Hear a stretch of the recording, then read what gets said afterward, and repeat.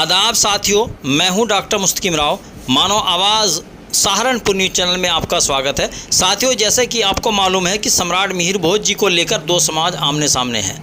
उसी कड़ी में श्री अक्षत्रिय युवक संघ से जुड़े स्वयंसेवक ठाकुर यश प्रताप सिंह पुंडीर ने इस पूरे प्रकरण को राजनीतिक षड्यंत्र की संज्ञा देते हुए कहा कि राजपूत व गुर्जर समाज एक दूसरे के पूरक व हर सुख दुख में साथ रहने वाले हैं। उन्होंने कहा कि किसी भी ऐतिहासिक पुस्तक में सम्राट मिहिर भोज जी को गुर्जर उच्चारित नहीं किया गया। साथ ही कहा कि जब सम्राट मिहिर भोज जी के वंशधर अरुणोदय सिंह चैनलों व समाचारों में लगातार कह रहे हैं कि वह अक्षत्रिय हैं, तो मामला वहीं बंद हो जाना चाहिए। लेकिन गुर्जर समाज के लोग जिद पर अड़े हैं, जो उचित नहीं है।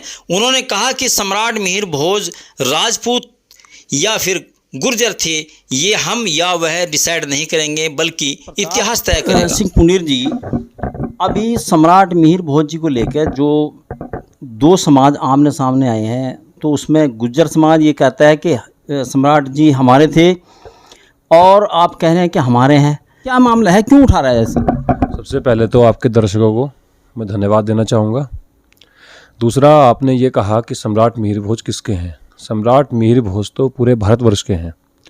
अब गुर्जर समाज ये तय नहीं करेगा कि वो उनके हैं, और ना ही हम ये तय करेंगे कि हमारे हैं। ये तो इतिहास तय करेगा कि वो किसके हैं।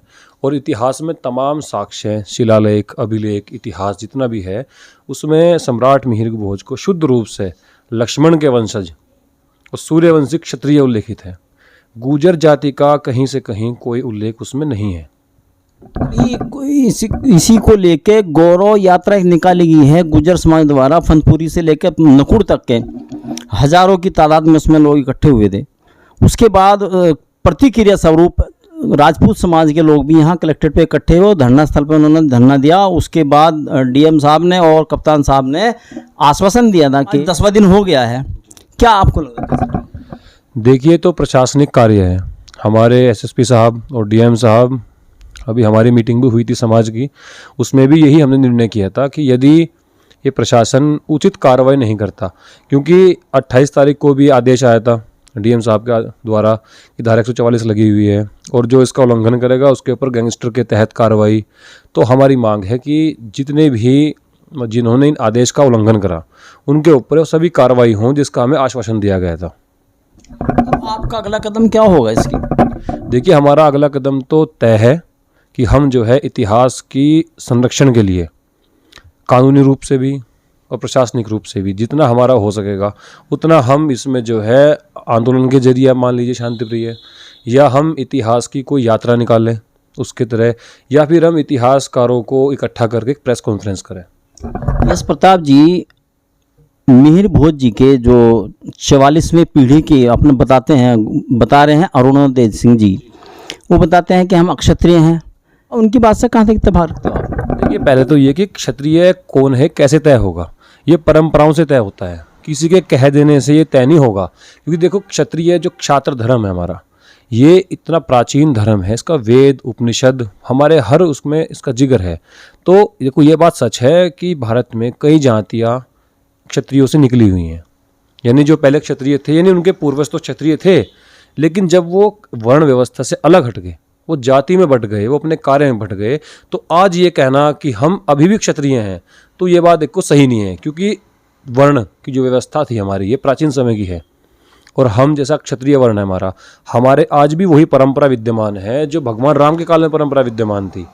कोई अन्य समाज अगर ये कहे कि हम क्षत्रिय हैं, तो उनके पास अगर कोई उचित प्रमाण है इसका, या कोई वो परंपरा है प्राचीन ऐसी, तो वो हमें दिखाएं। क्योंकि हमारे पास ऐसी कई गुप्त परंपराएं ऐसी भी हैं जिनका शास्त्रों में उल्लेख नहीं है, पर होली पे, दिवाली पे, या हमारे विवाह जो होता है फेरों के समय भी कुछ चीज़ें ऐसी हैं जो केवल क्षत्रिय वर्ण में ही हैं।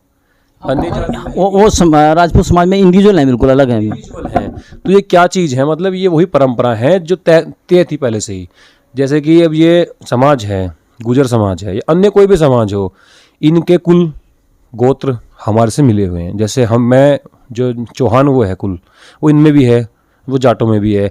तो हम ये कह सकते हैं कि हाँ, पृथ्वीराज चौहान या अजयपाल चौहान जी इन गुर्जर जाति के पूर्वज हैं, जो चौहान हैं, जाटों के पूर्वज हैं।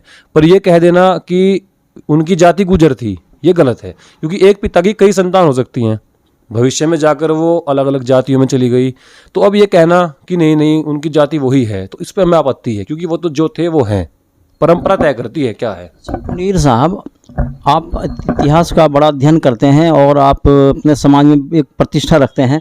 कौन सी ऐसी इतिहास की किताब हैं जिनके आप इस तरह का प्रूफ मिलता है जो आपके पास किताबें रखी हुई हैं इसमें? गुर्जर समाज के कुछ इतिहासकार, वैसे इतिहासकार वो है नहीं, मानते हैं, उन्होंने इसका वो दिया कि इसमें जो है पृथ्वीराज चौहान को गुर्जर जाति का लिखा हुआ।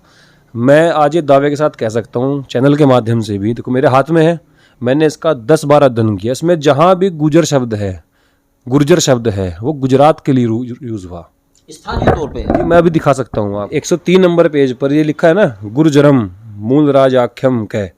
अब कोई भी इसे पढ़ेगा संस्कृत में, ये छुपा लीजिए, आप सोचे कि भाई हाँ इसमें गुर्जर शब्द लिखा हुआ है, यानी ये गुर्जर हो सकते हैं, लेकिन देखो नीचे क्या लिखा हुआ है, गुजरात के राजा मूलराज को हराकर कंता नामक एक दुर्ग तक सीमित कर दिया। अब ये तो किताब हमने नहीं लिखी, ये किताब तो उनके दरबार कवि जो जयानक थे उनकी लिखी हुई है उस समय की, और इसमें तकरीबन 20-25 जगह पे गुर्जर शब्द है, और एक जगह पे भी वो जाति सूचक नहीं है, वो स्थानवाचक है। और कौन-कौन सी? और ये कि ये पृथ्वीराज रासो, ये उसी समय की लिखी हुई जो उनके कवि थे चंद्रप्रदाय, उसमें है। इसमें लगभग जो है 100-150 बार गुर्जर शब्द का उल्लेख है, पर एक जगह भी वो जाति रूप में नहीं है। बाकायदा इसमें एक ऐसा शब्द भी है जी, इसके 4 भाग हैं, 4 भाग हैं। ये चारों भाग मेरे पास उपलब्ध हैं, और ये भी हमने नहीं लिखी। ये भी जो उनके आज के वंशज हैं वर्तमान चंद्रप्रदाय के, इनमें देखिए पहले भाग में उनकी फ़ोटो भी है इसमें, ये उनके द्वारा लिखी या उनके द्वारा ये पुनः संपादित की हुई पुस्तक है। देखिए कवि मोहन राव। अब ना तो ये राजपूत हैं और ना ही हमारा कोई संपर्क है इनसे। अब इसमें यह उल्लिखित है कि पृथ्वीराज चौहान ने खुद को राजपूत कहा। जब चंद्रप्रदाय ने उन्हें कहा कि मैं अब युद्ध भूमि में रहूँगा, तब पृथ्वीराज चौहान कहते हैं कि हम राजपूतों के होते हुए आपको आवश्यकता नहीं है युद्ध करने की। अब इससे बड़ा प्रमाण और क्या है। और जैसे कि इसमें काफ़ी सारे जो इतिहासकार हैं, ये DC गांगुली कह लीजिए, हरिश्चंद्र ओझा कह लीजिए आप, ये किताब का प्रमाण राजवंश का इतिहास जी, इसमें भी कहीं नहीं है। जैसे ये देखिए, ये किताब है गुर्जर जाति का संक्षिप्त इतिहास, ये लिखी है दुर्गा प्रसाद माथुर जी ने। जब हम इसकी भूमिका पढ़ते हैं तो उसमें ये मिलता है हमें कि इसमें कई जो गुर्जर नेता उस समय सामाजिक रहे हैं उनका इसमें सहयोग रहा पूरा। यानी 1992-94 में कोई एक मीटिंग हुई थी दिल्ली में, 94 में 9 से 10 जुलाई को इतिहास पर। तो वहाँ पे ये अली हसन चौहान जो पाकिस्तान के हैं, कुछ लोग कहते हैं कि ये हमारे भारत के ही थे, शामली साइड के, पर ये वहाँ चले गए, लेकिन कहीं भी हो अंत में ही पाकिस्तान के रहे। इन सब का इसमें सहयोग रहा। और देखो इसमें एक बड़ी हास्यास्पद बात मैं दिखाता हूँ आपको। अब आप यहाँ देखकर समझ जाना कि इसमें मतलब कितना बड़ा षड्यंत्र है दो समाज को लड़वाने का। इसमें लिखा है कि एडोल्फ हिटलर गुर्जर थे। अब आप बता दीजिए। Adolf Hitler? हाँ, आप देखिए, आप ये देखिए इसके पेज नंबर 24 पर आप खुद, अगर मैं चाहूँगा कि आप एक बार इसे पढ़कर दर्शकों को सुनाएं। एडोल्फ हिटलर, उन्होंने गुर्जरों को आर्य माना और स्वयं के भी गुर्जर होने पर गर्व किया है। वे इंसान, आपने जो बात है ये। अब बताइए, तो ये किताब भी हमने नहीं लिखी, ये उन्हीं के इतिहासकार हैं।